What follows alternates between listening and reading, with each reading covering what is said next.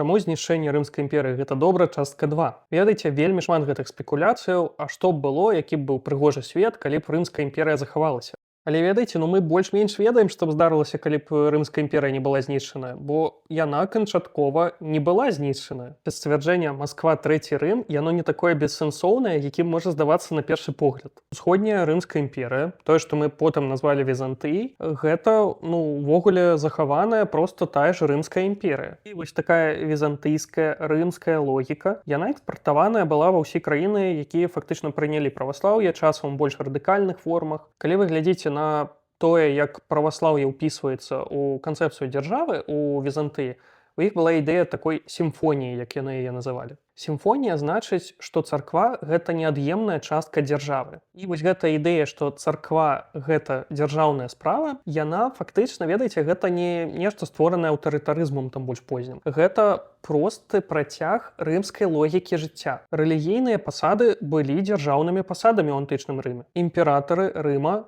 лічыліся багамі. І імператар Канстанцін рымскі, які ўпершыню зрабіў хрысціянства дзяржаўнай рэлігіяй, ён узяў старую ўжо існуючую практыку таго, што царква, рэлігія – гэта дзяржаўная справа і проста замяніў Марса на Ісуса. З пункту гледжання візантыйскай канцэпцыі, увогуле імператар ён займаецца знешнімі справамі царквы, то бок ён наўпрост звязаны з ёй. У Візантыі магла быць цяжкая дынаміка паміж патрыярхам і імператарам. Вельмі часта мы бачым, што імператар перамагае патрыярха там у нейкіх сваіх спрэчках, часам мы бачым, што наадварот патрыярх там б'е ў адказ. Але сама гэтая рымская і візантыйская логіка, якая заўжды робіць духоўнае жыццё часткай палітычнага жыцця неад'емнай, яна перайшла ад Візантыі ў большасць краінаў, якія успадкавалі ад яе праваслаўя. Прыклад, у маскоўскім царстве мы рэдка бачым, як патрыярх там б'е ў адказ, хоць часам бачым, самы вядомы прыклад гэта мітрапаліт Філіп, які спрабаваў весці барацьбу з Іванам Грозным,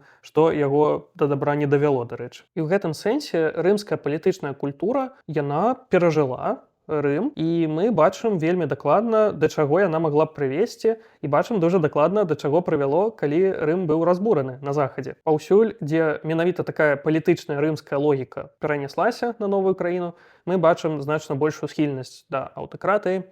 Паўсюль, дзе мы бачым, што была разбураная рымская палітычная логіка, мы бачым, што ўзнікла вось гэтая паралельная структура ўлады каталіцкай царквы, якая ў выніку прывяла да развіцця заходняй думкі у тым напрамку, у якім мы яго бачым на дадзены момант. І, дарэчы, на захадзе ніколі не адвяргалі ў поўнай ступені гэтую рымскую спадчыну, але яна была больш інтэлектуальнай спадчынай.